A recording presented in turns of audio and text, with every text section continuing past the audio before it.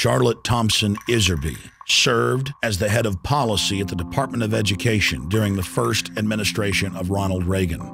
While working there, she discovered a long-term strategic plan by the tax-free foundations to transform America from a nation of rugged individualists and problem solvers to a country of servile, brainwashed minions who simply regurgitate whatever they're told.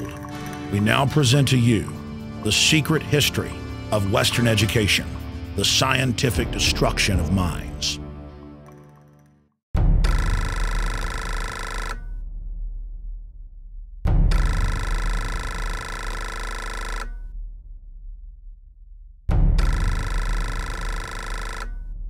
The minutes reveal that in 1910, the Carnegie trustees asked themselves this question, quote, "Is there any way known to man more effective than war to so alter the life of an entire people?"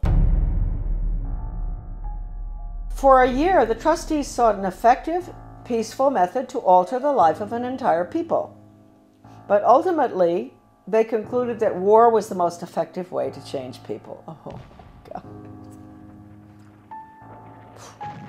World War I, horrible war.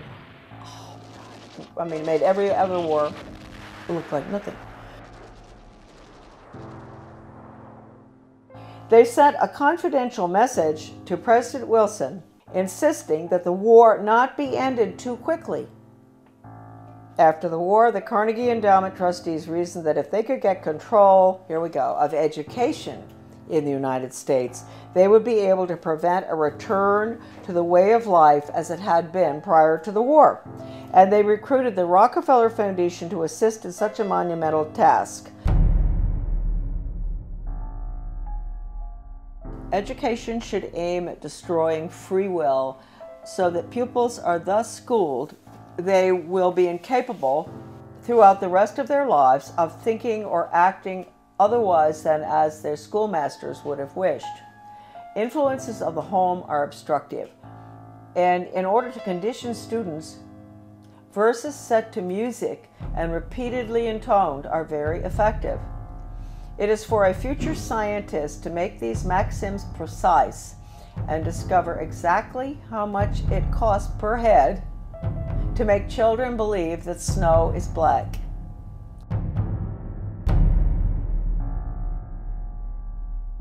When the technique has been perfected, every government that has been in charge of education for more than one generation will be able to control its subjects securely without the need of armies or policemen." End quote. Young people cannot be trusted to form their own opinions. It's our job to tell them.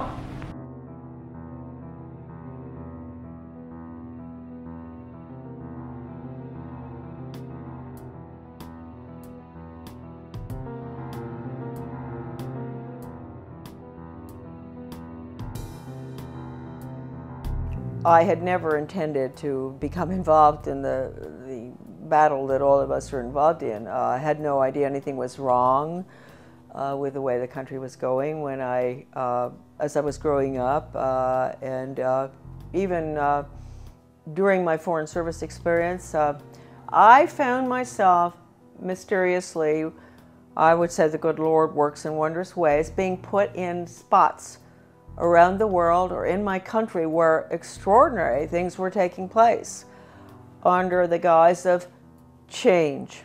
And we've all heard that so much, you know, from the Obama administration, Bill Clinton, he was the first one to mention change agents, etc. So for some reason I was plucked out, and I found myself being sort of pushed. My name is Charlotte Thompson Iserbyt. My maiden name is Thompson. My husband, who I want to give great credit to at this point, was Belgian, from the Flemish part of Belgium. I met him, I'll explain that later, in Europe when I was working at the embassy in Brussels. Without my husband's help throughout the last 30 years, certainly when we came back to Maine, my work never would have happened. And he understood beautifully. He had been highly educated in Europe, and he understood the whole plan. In fact, about 5 years after we had come back to the United States, someone gave me Gary Allen's book, None Dare Call It Conspiracy. I was on the school board, and this lady called me, and she loved the work I was doing on the school board. Of course, nobody else did, but she said, I've got a book for you. She brought it down, and I read it, and I looked at it, and I thought, I've never heard of such a thing as this. I mean, this is a conspiracy to really take over the world. Thank you, Gary Allen, who's no longer with us. And so I said to my husband, good Belgian, well-educated, do you know about this? And so he took a look and he said, yeah, sure, I know about it. I said, you know about this? You know about the Illuminati and the Bavarian conspiracy? You know about all this, the plan to implement a world order huh? And he said, well, yeah, I learned all that in school. And I thought, oh, okay. So thank you, Jan, wherever you are. I think that maybe you're very involved in helping all of us right now straighten out this mess. We go back. I was born in 1930. Yes, I'm getting there. My mother was from Virginia, a wonderful Southern conservative, wonderful gal.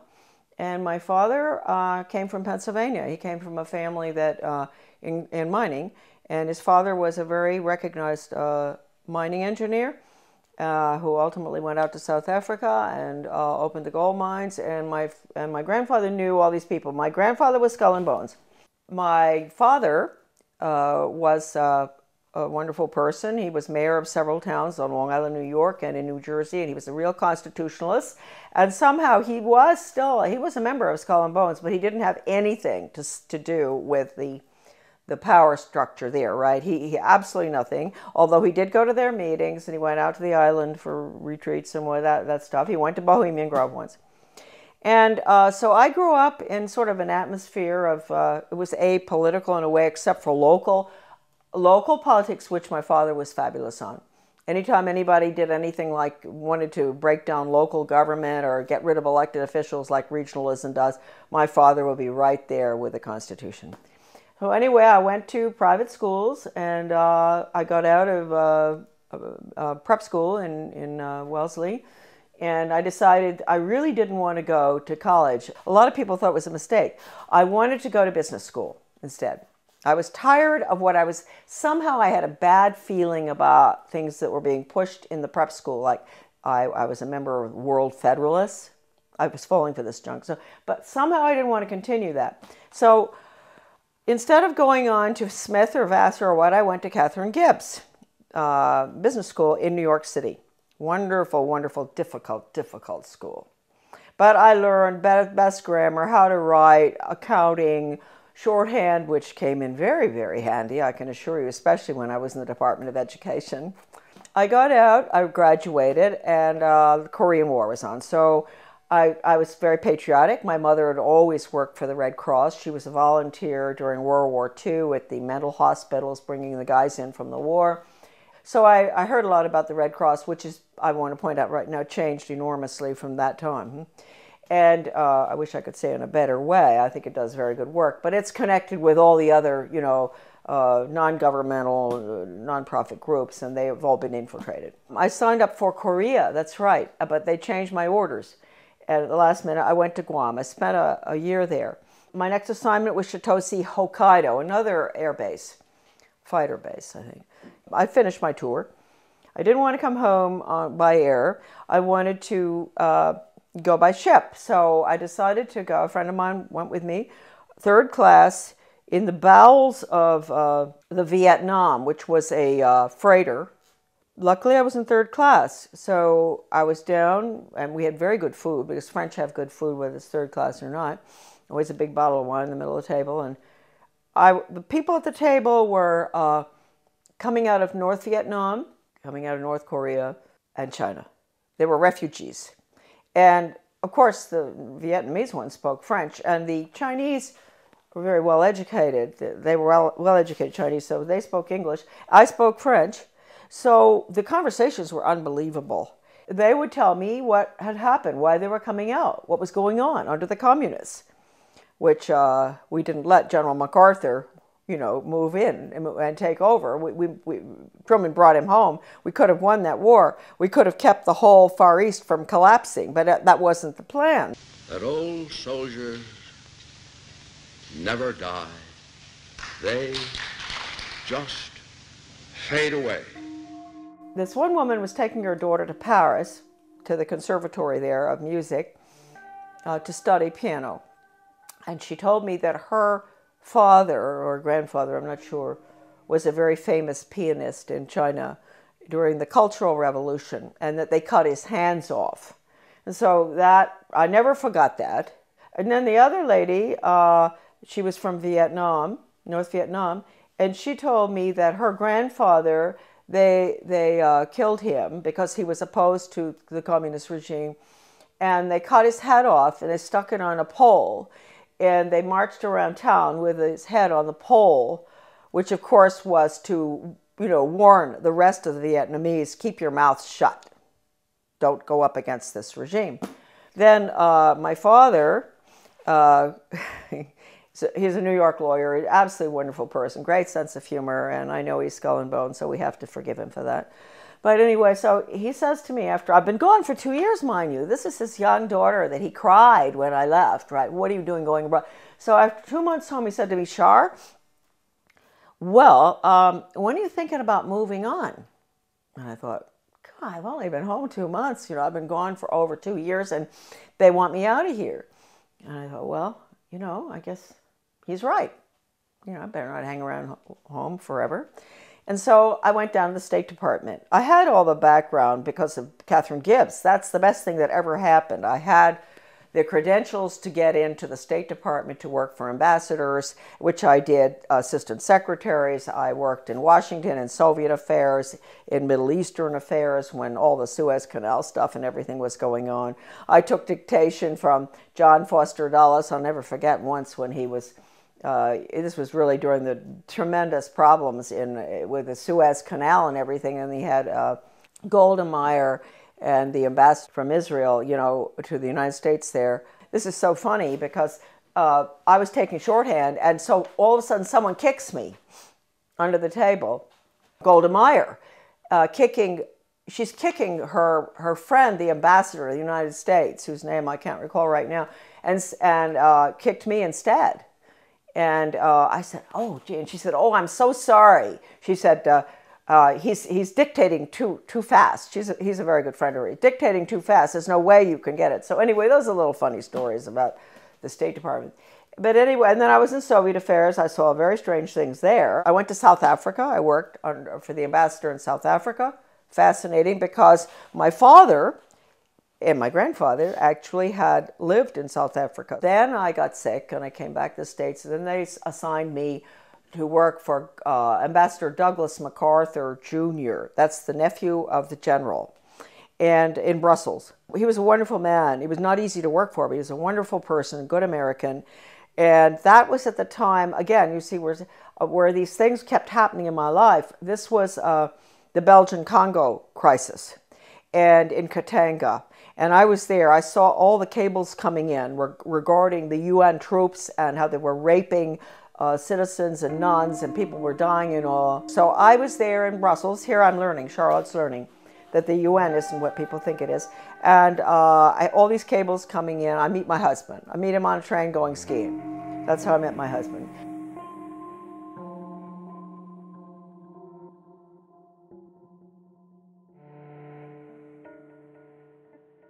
My husband and I are engaged. We subsequently get married in the United States. He comes over. Then we go back to Belgium, and we're there for about 4 years. And then from there, we go again to a hot spot, which I didn't realize. I'm talking about the weird things that happened. The hot spot was Grenada. I could see then from our house overlooking the bay, the lagoon in St. George's, all this activity. Boats coming in with strange flags. Stokely Carmichael came down there to sort of stir up the pot to get the Grenadians, you know, mad at the rich, nasty capitalists who owned these yachts and all. It was really getting bad there. And I knew the political situation well because we had Grenadians working on the boat. I had a lot of Grenadian friends in government as well. Anyway, we left. We were there about 5 years. And then when we left, I remember telling our Grenadian friends, you're going to have trouble here. There's troubles coming. And of course it did in 1984, I guess. That was one good thing Ronald Reagan did, which I was opposed to because it was a UN move, but he saved a lot of my friends from being killed by the Soviet regime in Grenada by moving in there to protect, so-called protect American students. But it was really the oil pipelines, I think, of Rockefeller that we were protecting. We're in Grenada. We go back to the United States. I put the children in public school. So here we go. I had no idea that education would be any different from sort of what I'd had. I had had a good education, a private school education, but I didn't know. And so they go into the public school system in Camden, Maine. And in retrospect, I believe that that was a pilot school, one of them for the whole country, for changing our education system from an academic, classical educational system to brainwashing for the international socialist government. Everybody has all the research on this. I have so much. It's all in my book, The Deliberate Dumbing Down of America. I hit Camden and I start asking, I get on a little committee, philosophy committee, and we were all asked by the superintendent, highly skilled change agent out of Harvard, well, I want to know what all of you feel the purpose of education should be. And so I said, well, I think it should be to give the students a sound academic education in basics and also a strong sense of sound morals and values. And boom, they all looked at me and they said, whose values? And I thought, hey, what's going on here? I said, well, what's happened in my country? I mean, don't we still have the same values? I mean, what don't we all sort of agree? You don't steal, you don't rob, you don't kill babies, you don't kill people in war, you don't, a lot of things that I thought we believed in. You don't lie. Everything was changing, and I saw it, and I saw the curriculum coming in, and I went for the values clarification training myself to find out. I had a call from a master teacher who taught all over the world, and she said, you are absolutely correct. I was on the school board by that time. After 3 tries, I got on. And she said, you're absolutely correct. I want to pay for you to go for some in-service training. And I said, in what? And she said, well, it's called Innovations in Education, and it's how to become a change agent. She paid $100 for me to go. I went. And all these normal-looking people, nice, some from my own school district and all, and the guy is a facilitator, but he's using this big book called Innovations in Education, a Change Agent's Guide, and it has all these case studies of teachers and administrators and how to sneak in controversial curriculum such as death ed, sex ed, bullying ed, alcohol ed, drug ed, all these programs that have education hanging off the end of them that have nothing to do with education. It's interesting. You don't have math ed and science ed and all. They call it math and science and history, right? But when you see anything with education hanging off the end of it, red flag, huh? In that training, he taught us how to identify resistors in our community. And they were the people who were smart, who knew that these programs were designed for nothing other than to make children engage in sex, to drink, to take drugs, to do all the things that the parents were being told the programs were to help the children. I was considered a resistor too. Here they were training me to identify myself, huh? And so I never, ever got over that.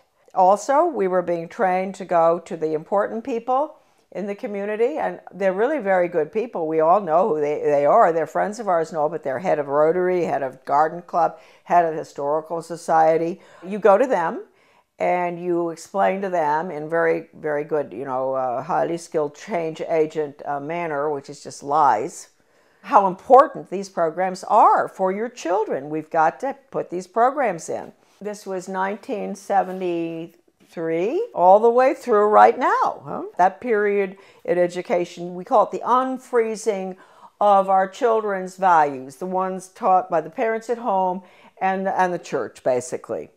Change agents were highly trained, by the National Training Laboratories. We had the headquarters for that in Bethel, Maine. That goes all the way back to World War II. I have the original paper from that, and it said that what they're putting in is they want to change the values to unfreeze the system, and then they're going to implement the new values, the new communist values for world government. So that was the goal, and they did a good job on it between 1970 and the year 2000. And now the values, as we can all see, people are saying, oh, well, we've got to be tolerant, there are no absolutes anymore. That's not fair to judge people. Don't be judgmental. If your grandmother is dying of cancer and you can't afford the medicine, it's okay to steal it. That's what you call values clarification. With the education for a planned economy, using workforce training, identifying children at a very early age, what they're going to do the rest of their lives. It's the Soviet planned economic system, starting as early as first grade. That's being put in now under the guise of school choice, charter schools, and using the performance-based, outcome-based Skinnerian Pavlovian method with a computer. Pavlov, interestingly enough, was a Russian. People think that he invented operant conditioning. He didn't. He went to Leipzig, Germany, and he studied under Wilhelm Wundt in the 1800s, mid-1800s. Wilhelm Wundt was a philosopher, German philosopher, who was involved in trying to figure out how you can get people to do change, understanding the psychology, what makes people click, how you can get them to do what you want them to do, etc. And he became very frustrated with the inability to change people's behavior and their views and everything, doing the traditional way, lectures and this and that and all, and discussions and all. And finally, he realized that what he was dealing with was the human soul. The soul is a very difficult thing to track. It sort of floats all over the place, and it rebels, and it doesn't, it's independent. And so he came up with a scheme to attack the nervous system. That's really what it is. It's neurological. If you can get them to react in certain ways to what you want, like when the doctor, give you a good idea, the doctor used to, physical exams, they'd take a hammer, a little rubber thing, and knock your knee, and it goes boop. So he figured, well, you know what? We can operate on that thesis where we attack the nervous system. And it's a stimulus response thing. So you have to provide the stimulus in order to get the response. Well, if it was dog training, the stimulus would be a dog biscuit or something. And ultimately, when the dog sees you taking the biscuit out of the box, he's going to do what you want, right? And so it's really pretty simple. I had never gotten involved in having to figure it out until a very good friend of mine, a teacher in Arizona, had to go through the first program that was brought out of 1965. One of the first ones, it was called Mastery Learning. And she quit education when she went through the training. She said it was so sick, and she had papers from doctors and all saying it even makes children sick. And I met her when I went into the U.S. Department of Ed, because I found her correspondence came to my office, and it was referred to me. And that was how I met her. And she was the one who educated me about operant conditioning and how awful it is. I mean, it can absolutely destroy free will. We had free will until we got to the computer. The computer absolutely destroys. The child there's no thinking going on there. There's no transfer being made. And you've got to understand that. All the documents in regard to this by people, not myself, by educators who have been trained in it, are in my book. So you don't have to say Charlotte said that. You can say Professor so-and-so said that. I have one incredible paper in the back of my book by a leading educator written in the 60s that I managed to get. It was attached to the Project Best application for funding that I talked about, the one I got fired for. And that paper talks about the need for computers and how wonderful they're going to be and all. But he says, if you don't agree with the message morally and ethically that's going on to that software, do not do it. And that's coming right out of the mouth of an educator involved in it. He says, you have to have a conscience, because that software is so powerful that no matter, you may think, oh, well, the person on the other end, you know, he can do what he wants and make up. No.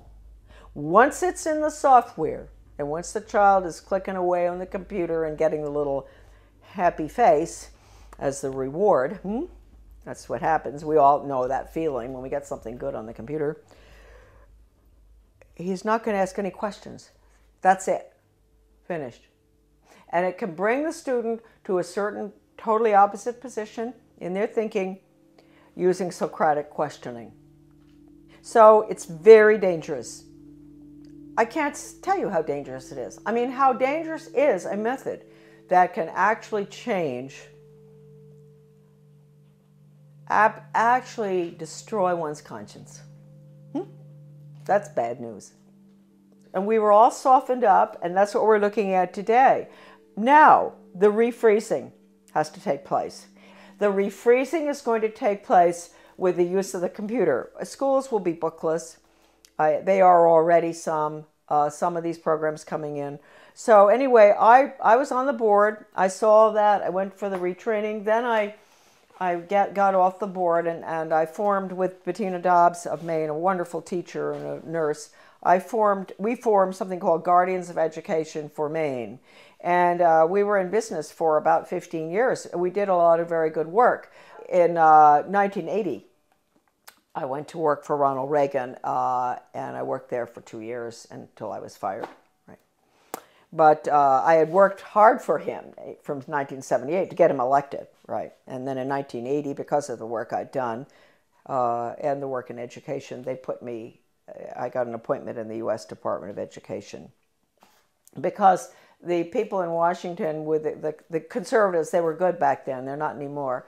They were very impressed by the work I'd done in Maine on education. So they pulled me down and put me in the U.S. Department of Ed in what was the most important slot probably in the world in education. I know people out there are shaking their head and say, why would they put her there? She doesn't have a college education, right? Why are they putting her in there? Well, they knew, first of all, Reagan had promised to get rid of the Department of Education, something he didn't do, and I will hold that against him forever, because he could have. Since that was the plan, when they were staffing the department, they didn't have to put important people in those old slots. Like my slot that I got put into would have been filled by the former president of Harvard or Stanford or something, right? Or University of Chicago. That job had been held in the past by very important people in education. But since they were getting rid of the department, it didn't make any difference. So they just plopped me in. Now talk about the hand of God, huh? And all my files were full of everything they planned on doing. And so I don't even think my boss knew this. You know, he was a so-called conservative. But he became very suspicious about me because I was always busy. Even though I didn't have a lot of work to do from him, I was always busy because I had lots of things to read. And I would stay after work. I'd stay until 2 a.m. in the morning. When everybody was gone, I'd get into everything. Sure, if it had just been the job and all the files and everything had been whisked away by these former very important educational change agent communists, Marxists, I would not have found stuff, but all the stuff was left in the office. What I saw was so depressing. That's hardly the word. I mean, this was the education of Charlotte. It was the greatest horror story I had ever encountered. And at one point, he sent me, he wanted to get rid of me out of that office. He sent me up to the National Institute of Education, which is where all the research is performed. They send out all the grants and contracts to the universities or schools or whatever from there. I found out I was really in the belly of the beast right there, because I had access to all the computer printouts of all the grants and contracts of your money folks going out, not just across our country, but all around the world, about how to change the education system from academics to a brainwashing using Pavlovian, Skinnerian, operant conditioning computers and workforce training for the globalist economy, the corporate fascist, socialist, communist government that's coming right in this minute. I had a friend from Maryland who used to come in. She had a huge Cadillac, and I'd get all my stuff and put it in, interesting for Maine people, LL bean bags. You know this big LL bean bags? This huge ones? And I'd put all the papers in there. And at lunchtime, we'd meet uptown for lunch. She'd come in, marvelous gal, Australian, who I absolutely love, probably one of the finest Americans who ever, she was Australian, but she did more for our country than anybody I've ever known. Brilliant. We'd meet, dump the stuff in her car, go have lunch. She'd take it home. She'd get some of it out to the people across the country. It was really marvelous. Well, once I had these 2 big bags, and 2 of these major change agents at National Institute of Education, they were coming down. I was going to the elevator, and they were walking down, and I thought, oh no, you know, I've got to get out of here. So I had to go in the men's room and hide. And I'd never forget that, hiding in the men's room. I thought, what if, I mean, there may be other guys coming in here, not just to the elevator. And anyway, nobody came in. They went down on the elevator. I came out and dumped the stuff in her car. It was not a really exciting job. It was mainly to see if the universities, the schools, the different entities across the country that were getting money, or around the world, from the taxpayers, that they were getting their quarterly reports in on time. That's all. It had nothing to do with philosophy. Huh? And so one day I ran across a grant to Lansing School District, Lansing, Michigan. This was University of Michigan connection with my office. And it was a values clarification program for first graders, elementary school. And it pre- and post-tested those little children about what goes on at home, what religion do you... And I looked at this thing and I thought, what on earth are they doing? And so I turned to this bureaucrat who was working with the GAO about financial things, and I said, look, we're doing waste, fraud, and abuse. I know that. But I said, take a look at this. Don't you think that this is pretty wasteful, fraudulent, and abusive in another way? And so he took a look at it and he said, oh my Lord. He said, this is horrible. And really nice guy, bureaucrat, Washington. People sometimes get after all the bureaucrats. They're not all that bad. Some of them are just like us, and they care. And I said, well, look, you know, I'm only meant to be here 2 weeks, but could you give me extra time? Because I want to go through all these grants and contracts. And he said, you can have as much time as you want. So I spent 6 weeks up there going through all the stuff. And I can't tell you how horrible. First of all, even if you don't care about children, you don't care about education, you don't care about your country, you don't care about anything, people? Are there people out there who don't care about anything? They do care about their wallet, huh? You should care about this money that has been spent in the name of education. It's total brainwashing. Anything coming out of Washington is a total Marxist brainwash. And Marxism is the world of the future unless we stop it right now. I'm fired for leaking one of these documents to Human Events. It was the one that put technology into, with the computer on, with the curriculum on it. It was a grant going out to every single state with the computer curriculum for the state. Can you imagine? Designed by Washington and all the different government education associations. And within that big paper that I found, Better Education Skills Through Technology, it was called, Project BEST. I found this one paper, this was sort of a draft, and it said, what we at the federal level can control and manipulate. That's a direct quote, colon. And then it listed, this is for us at the local level because we don't know how to run our own laws, and the state. I get fired. Then I write the president, I write Reagan, and I tell him what's going on in the department. And I said, you would be shocked if you knew. This place has got to be shut down, etc. And it was a long letter. I explained everything, that the U.S. Department of Education is a Marxist factory designed to destroy any semblance of good values, academics, etc., and to make sure our children march blindly into a socialist communist world government. That's the goal of the U.S. Department of Education. They didn't want anyone to know that Ronald Reagan had that letter. So I never got a reply. I tried to. I called Ed Meese. I went home, called Ed Meese, who was the chief counselor or whatever in the White House, and I said, I want to talk to you all. I want an answer to that letter. Finally, I went down and talked with Ed Meese's aide, Ken Cribb, and I said, he patted me on the shoulder, you know, that way they do that. Oh, Charlotte, aren't you pleased to know the president got your letter? That's an admission right there. I know he got it because John Lofton, a journalist at that time in Washington, called his office, the White House, back in 1983 or something, and asked. And they said, yes, it's on his desk, and he's marked it up. So let's get that straight. He had it.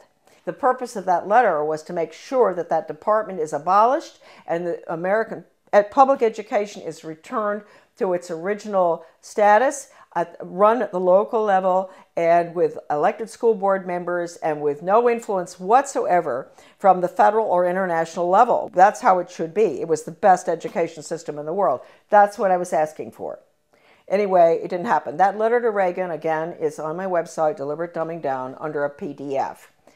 I wrote in 1985 a book called Back to Basics Reform or Skinnerian International Curriculum. And to make sure people read this little 39-pager, I decided to put an asterisk so that they didn't really have to read it. I put an asterisk which said, necessary for United States participation in a one-world socialist government plan for the early years of the 21st century. When the conservatives, the neocons, let's call them that, not Goldwater people, when the neoconservatives, Heritage Foundation, all of those groups, I'm sorry folks, when they saw that book, they boycotted it. They boycotted that book, which told Americans exactly what I just told all of you, what I'd seen, and that we had to get rid of the department. And it all happened under Ronald Reagan. You call it what you want. Corporate fascism, socialism, communism, planned economy. You call it what you want. What is it? It's really, it's horrible. Your children have no upward mobility whatsoever. I told you earlier. I said, yeah, they're put into a slot early on. The government and the schools, they decide what your child is capable of doing the rest of his life. He might be able to sneak out of that sometime if he's brilliant and do his own thing, but it's unlikely. So it's fixed. This is the end of upward mobility for our children, end of freedom for this country. Planned economy is the end of freedom. It's a failed system, but there are people at the top who live very well by it. And then I find out that Ronald Reagan has signed an agreement with Gorbachev to merge the two education systems. Well, you can't tell me that conservatives didn't know that was going on, because I know some who were at Geneva when this happened. And they didn't do anything about it, but we found out. And so we fought this United States-Soviet Education Exchange Agreement. The Carnegie Corporation also signed agreements. Basically, most of that was to do with computers and technology and critical thinking for little elementary school children. Those agreements were signed. We raised $5,000 to put an ad in the Washington Times to expose that. It was called Educate is Worse Than Watergate or something. And but again, we got no support because that information wasn't meant to get out. Then about 4 years after the fact, my little article was called Soviets in the Classroom, America's Latest Education Fad, that nobody would touch. The conservatives, all the different conservative groups, media and all, would not publish it. All of a sudden I got a phone call from a wonderful man by the name of Robert Morris. He was a judge from New Jersey. He calls and he said, I'm now the president of America's Future. And I had tried to get this article published by America's Future, Soviets in the Classroom. And I couldn't get it published. It was interesting because America's Future used to do a lot of articles on bad textbooks and everything in the United States. And I thought surely they would be interested in the United States-Soviet textbook agreement too, and exchanges. And I was sure but no, they would not publish it. So this marvelous Bob Morris became president. He found my article in a drawer in the desk that was left there, the manuscript. And he read it and he thought, oh, what is this? Can you imagine? He's a leading conservative himself, very important person. He had not heard about it. He had not heard what Reagan had done. It's happened ever since 1958, when the first agreement was signed by Eisenhower with the Soviet Union at the peak of the Cold War. And then the various agreements have been signed all the way through until recently, one with China. So we have merged, and let me point out, just today, I was informed that there are forces at work in the state of Maine that are surrounding our wonderful people that we elected last November. Traditional Mainers, good, hardworking Mainers who were very upset about what's going on. They worked hard to get our governor in, a wonderful man, Paul LePage. And I want to warn all of you that out in your states, if you elected some really good people, they've been surrounded. And you've got to be very careful. You've got to let them know not to go along with any of the agendas that call for regional government or consolidation. Because regionalism, you know, the merging of services, the police forces in one town, police force merges with another one, the schools consolidate, all the little schools merge into a big one. They tell you that's to save money and all. They're lying to you because it doesn't. We know that. It doesn't save money. But what it really is, regionalism is communism. And I have an article, it's in Deliberate Dumbing Down of America. You can look up the name Zeitlin. You will see this communist writer for the Communist Daily World in the mid-70s talking about the need for the United States to implement regionalism and consolidation. It's communism. So any effort that you see out there where they use the word, they don't use the word regionalism that much anymore, they're getting smart. They use the word consolidation. They convince the people, especially in economic downturn times like right now, this tragic time we're going through, that this will save money, that it won't have as high taxes. Consolidate, consolidate, don't do it. We are the major country that's going down to communism, and the rest of the world will follow. They'll call it the global system, the international socialist global system. It is nothing but a totalitarian system. In 2002, President Gorbachev, in speaking in London, he called the European Union the new European Soviet. We know what we're looking at. The North American Union and all other regional entities throughout the world, whether it's the Pacific Circle Consortium or whether it's the Middle East. You think we went into the Middle East for any reason other than to destroy Iraq and to make it part of a region hooked into the banks? What they're doing is they're destroying the Middle East so they can restructure it as a region in this new world order. So these are all the regions. Their whole structure is based on the model, which is the European Union.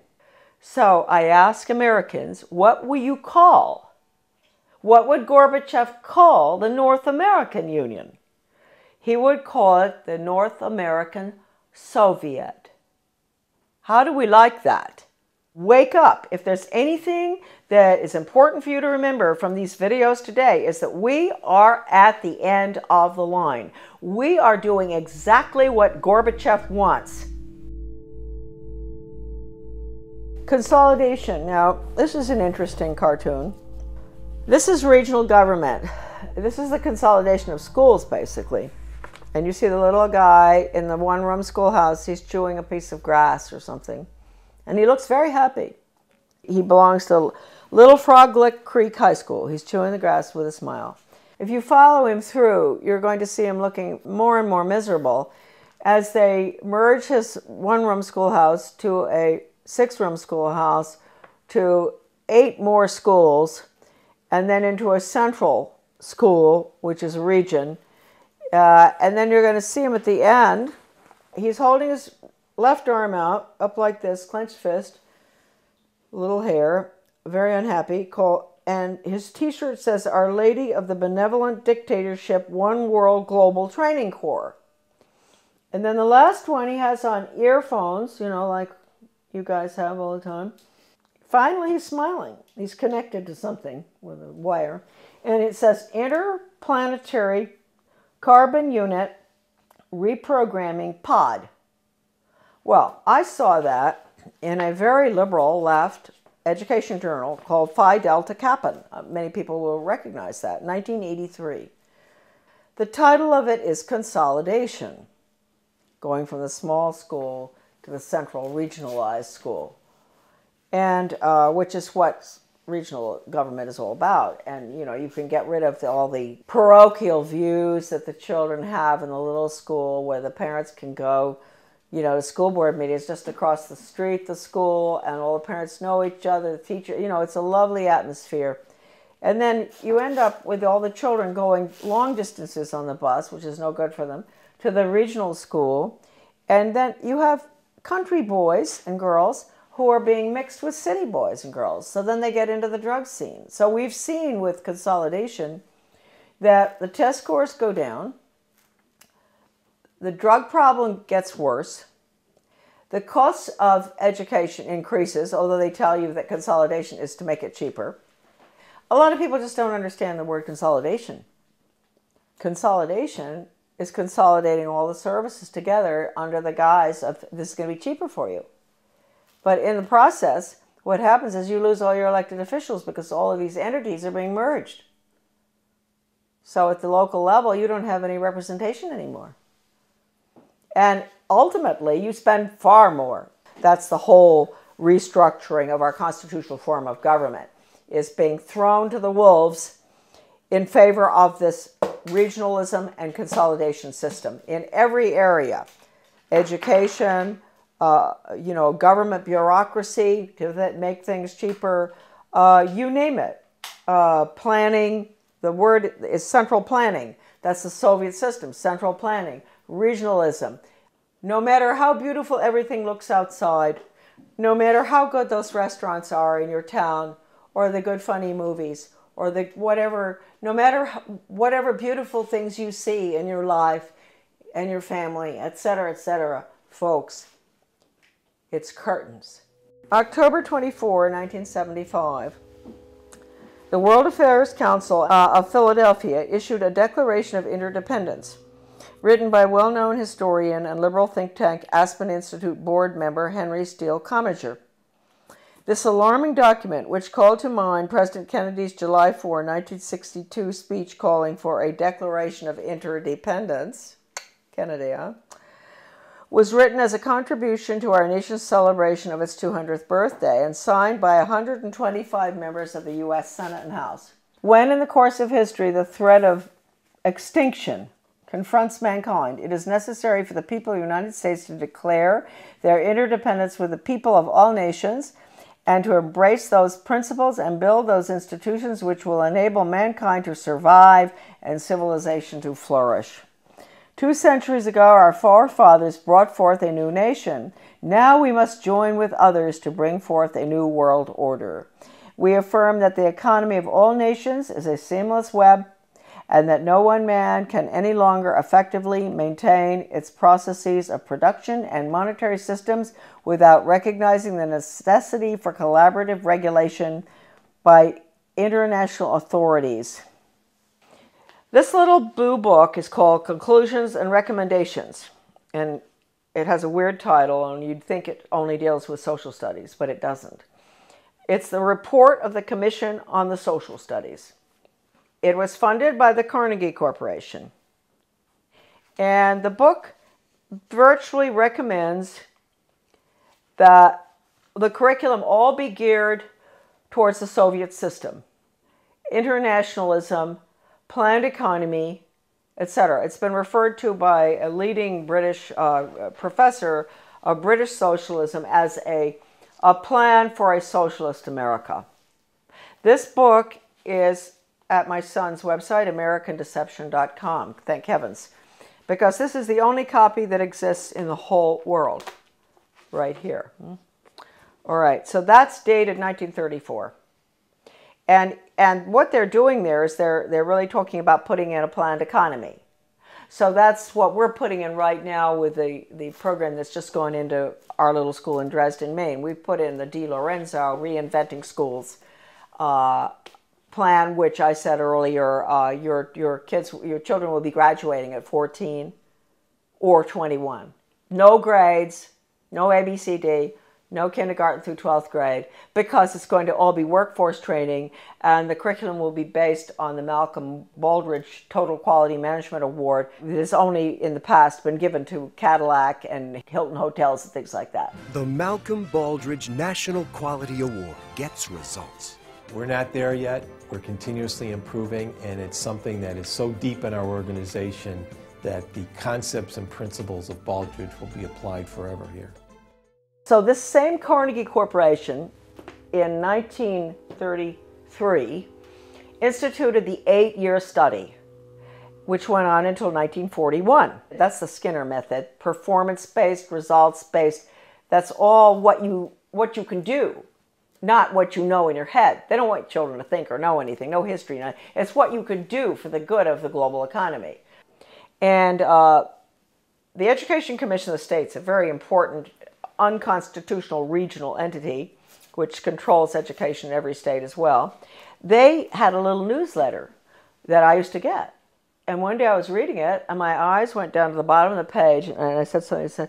It said outcomes-based education is, and of course I'd always been fighting outcomes-based education, and it said it was experimented with for 8 years in the 1930s and 40s by the Carnegie Corporation. It was called the 8-year study.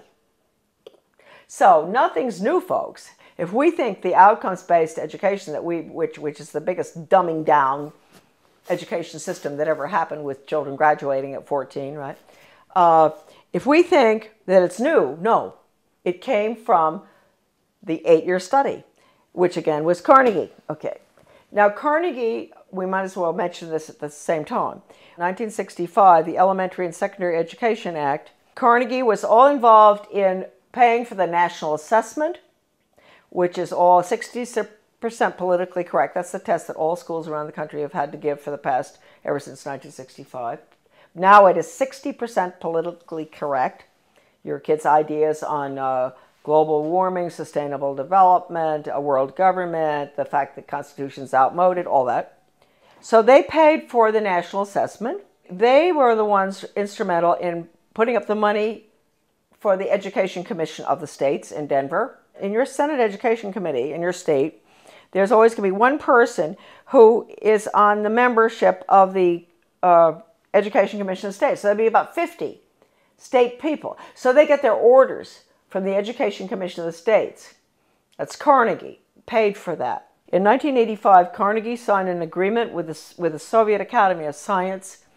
At the same time, Reagan signed the agreements with Gorbachev to merge the two education systems. Carnegie signed with the Academy of Science to develop computer courseware for elementary schools dealing with critical thinking.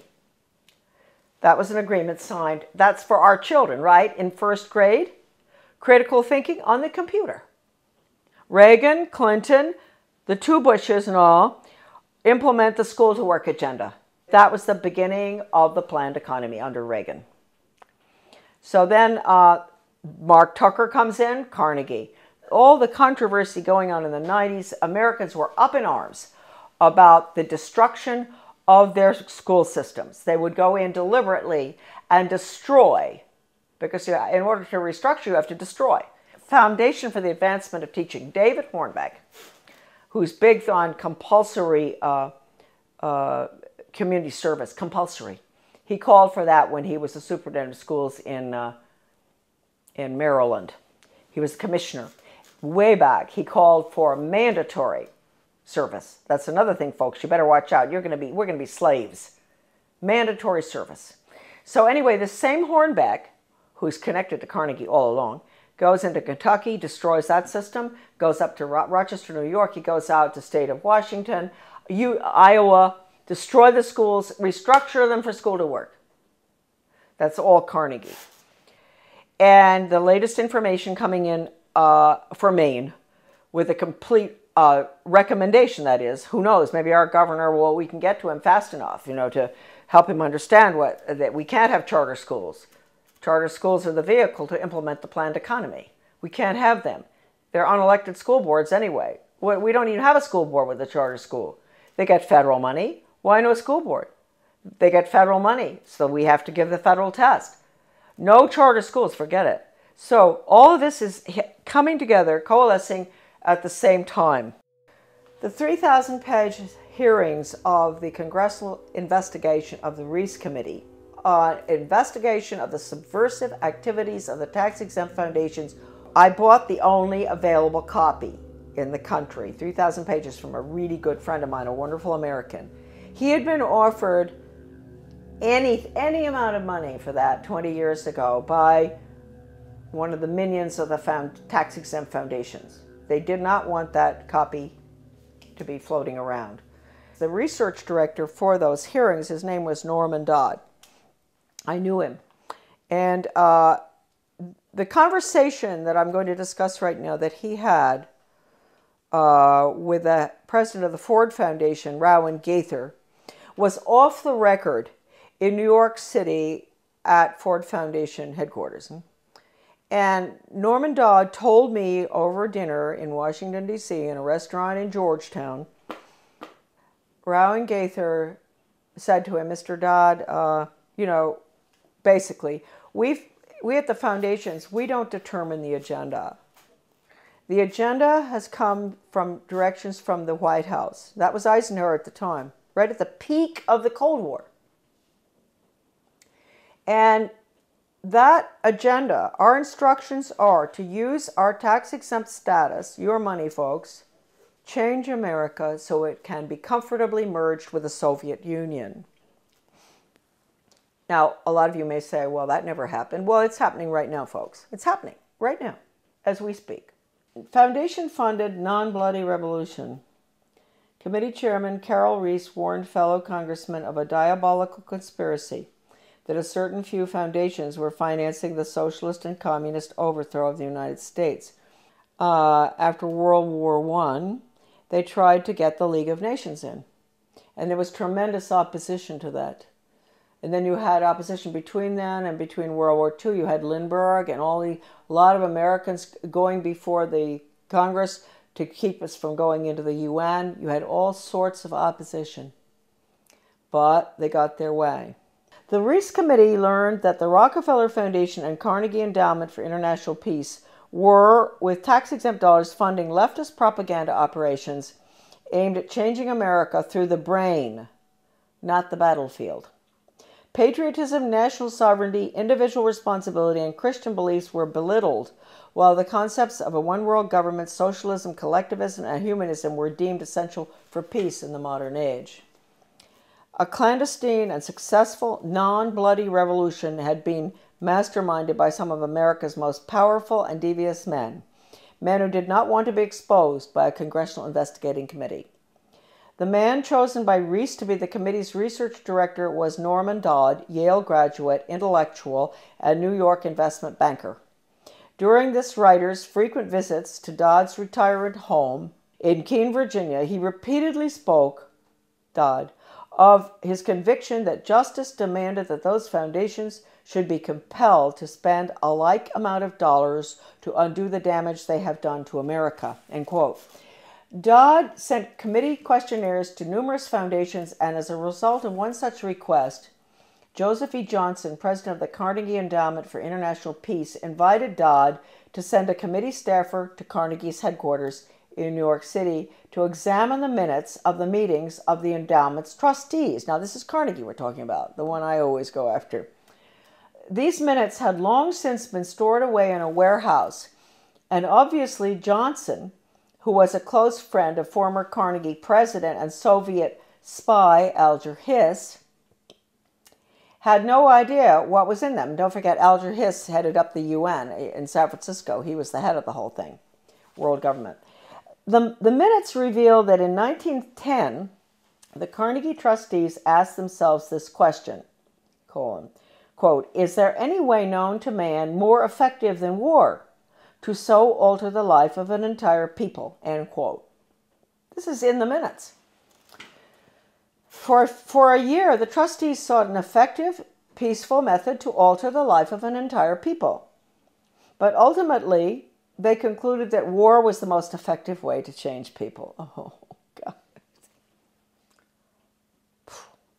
World War I, horrible war.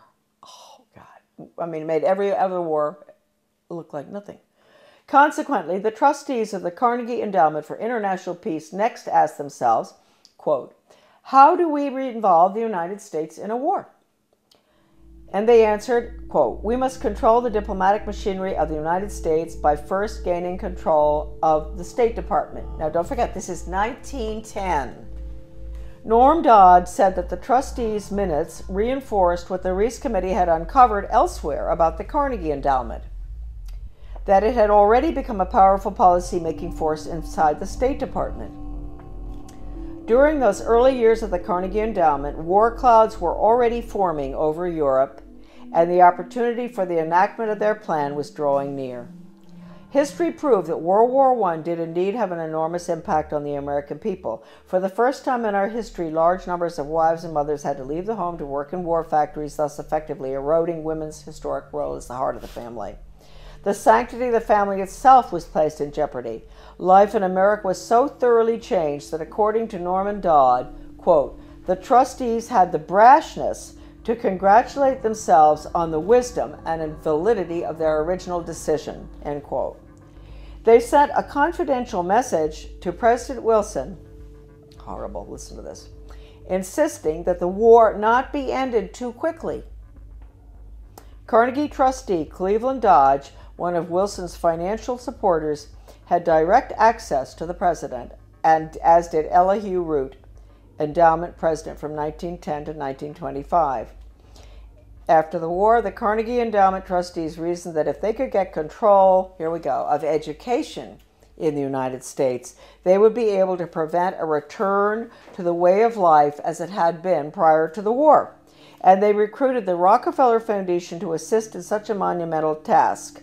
According to Dodd, quote, they divided the task in parts, giving to the Rockefeller Foundation the responsibility of altering education as it pertains to domestic subjects. That was the Southern Education Board they set up. But Carnegie retained the task of altering our education in foreign affairs and about international relations. That would be UNESCO, UN, all that stuff. The foundations decided that the most effective method of achieving this goal would be to alter American history.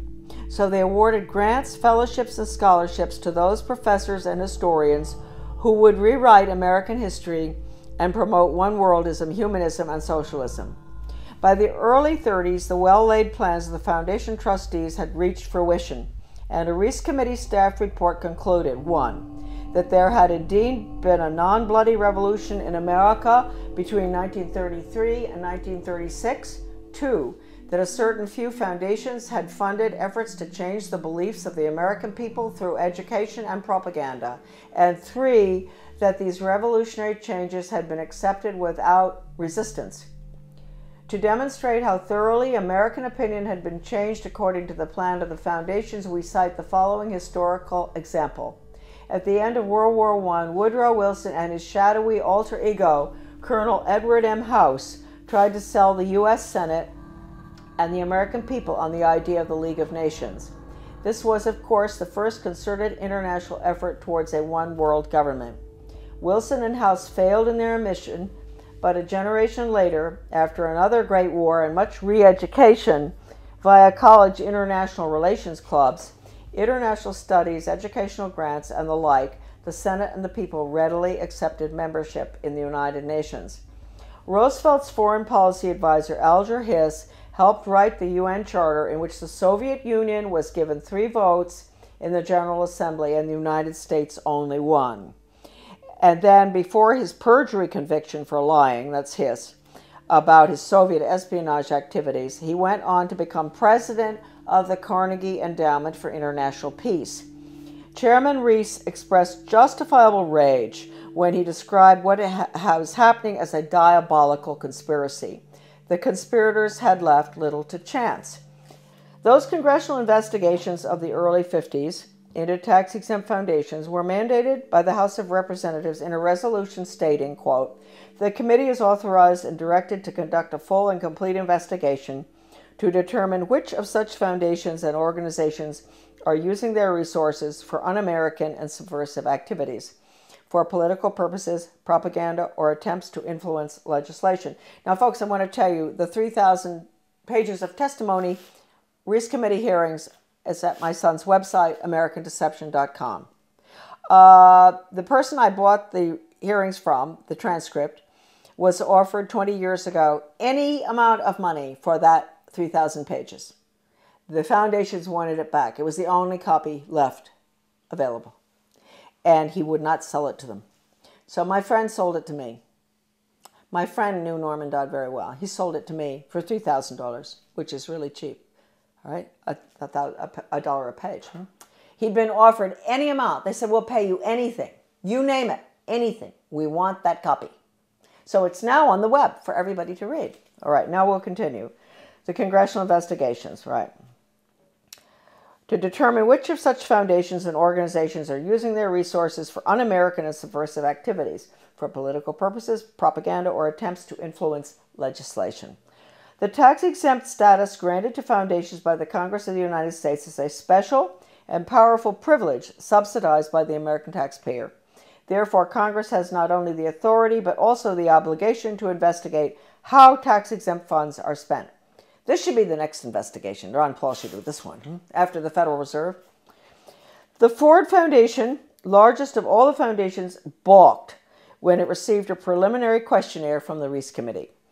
H. Rowan Gaither, president of the multi-billion-dollar foundation, summoned Committee Research Director Dodd to foundation offices in New York City.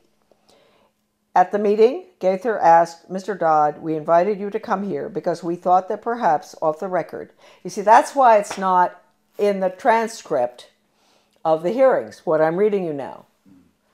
This was off the record in the office in New York City. We invited you here because we thought that perhaps off the record you would be kind enough to tell us why the Congress is interested in the operations of foundations such as ours. Gaither answered his own rhetorical question with a startling admission. Mr. Dodd, all of us here at the policy-making level of the foundation have at one time or another served in the OSS, the Office of Strategic Services, the forerunner of the CIA, or the European Economic Administration, operating under directives from the White House.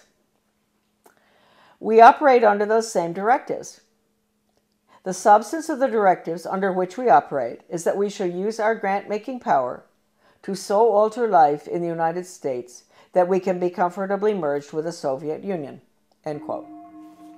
Stunned, Dodd finally replied, quote, why don't you tell the American people what you just told me? And you could save the taxpayers thousands of dollars set aside for this investigation. Gaither responded, Mr. Dodd, we wouldn't think of doing that. In public, of course, Gaither never admitted what he had revealed in private. However, on numerous public occasions, Norman Dodd repeated what Gaither had said and was neither sued by Gaither nor challenged by the Ford Foundation. The latest article that I've written with Debbie Niwa, a wonderful researcher, a magnificent person and brilliant, did all the graphics and formatting and a lot of her own research as well on change agents and how they brought Americans to have a totally different mindset using all of the sensitivity training. Debbie had some fantastic research of hers is in that article. As well as at the end of writing it, we came across extraordinary quotes from C.S. Lewis, who points out that if you substitute workforce training for education, that's the end of civilization. It's the end of the human being as an entity opposed to being an animal. It's the end of the human soul. It's the end of the conscience. And we have all of the evidence from educators and change agents, articles saying that the computer is fantastic for changing values. An educator with the World Institute for Computer Assisted Instruction, his name is Dustin Houston, where he talks about, won't it be wonderful when the child in the smallest school, most remote area in the country can have the curriculum developed by the world's finest psychologists, and nobody can get between that child and the curriculum. Parents, wake up. That means you, parents, you can't get between the child and that curriculum. You can't control anything anymore. You've lost it. This is going in right now. And they say this works too. What works? I always wondered when I saw this stuff titled What Works in the U.S. Department of Ed, and I didn't pay too much attention. And one day I picked it up, something, and what works? Yeah, dog training works. If you reinforce, if you give rewards and all. And mind you, folks, the rewards are being passed out galore all over our country now, not just in education. In my former town of Bath, the police, the community-oriented policing system, the police are giving rewards to citizens who do good deeds. They give them a little medal. They see them to help an older lady across the street who has groceries. The police determine what the good deed is. She gets a medal. That's a reward. That's conditioning. That's operant conditioning. You're going to end up with a society that never does anything for the sake of it being right. And they're never going to take a stand against anything unless it's approved by the government. So that's going to be the result of operant conditioning. It's throughout our community right now. The Secretary of Education, Arne Duncan, when he was in Chicago, with the Chicago schools, he even recommended paying students for good grades. Now, that's why teachers are up in arms about merit pay, performance-based pay. That's the same thing. They're going to pay the teachers for students getting good test scores. Now, wait a minute. First of all, you might think that sounds good. No, you got to ask yourself, what's the test? It's hard to believe that anybody would deliberately do this to children, but they are. They're evil people, and their agenda has been evil ever since this book was written. This is it. Proofs of a Conspiracy by John Robison, great Scottish scholar back in 1798. He was a Scottish Freemason, and he went to France and studied, French Orient Masonry, and was so shocked by what he saw, it was so much worse than the Scottish Rite, that he went back and wrote that book, which he actually did give a copy to George Washington. That book is like a global education textbook being used in the American schools right now. It talks about 1798. This is after the French Revolution. Get rid of royalty, get rid of religion, get rid of the family. That's basically what's in the book. They talk about dropping borders. Sounds just like a global ed curriculum. Turning the children against their parents. It's pure communism. That's why I say that now, basically the only thing that we can do, certainly with education, which is being turned into nothing but corporate school-to-work agenda using the Soviet-Cuban Polytech system, where they pull the children out, send them over to the cigar factory, at noon to learn how to make cigars. The same thing here. That's being put in. It's been in the works for 30 years. The nail is going in the coffin right now. It's coming out of Europe. It's the program that's going through Maine right now. Is called Reinventing Education. Di Lorenzo. This is all in my article, The Death of Free Will. All of this documentation about the final nail in the coffin, which will be school to work across the board for global corporate profits. Our children are nothing but human resources and guinea pigs to be trained like animals. Animal training using Pavlov, Skinner, all of which was brought into the United States by, we'll get onto, the order at Skull and Bones.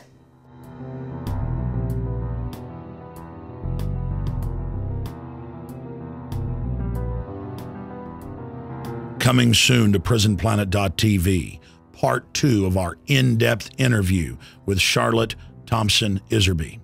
We will expose the secrets of the Order of Death, publicly known as Skull and Bones. Mrs. Iserbyt's information, obtained from her father and grandfather, who were members of Skull and Bones, was the key intel used in the seminal work by Anthony Sutton on Skull and Bones. In part 2 of this key interview, soon to be released at PrisonPlanet.tv, she will reveal even more information, some of it never before seen or released. Visit Infowars.com and PrisonPlanet.com. When you're on the sites, you can also tune in 24 hours a day to my daily radio broadcast. There's also a free iPhone app to listen to the syndicated radio show when and where you want.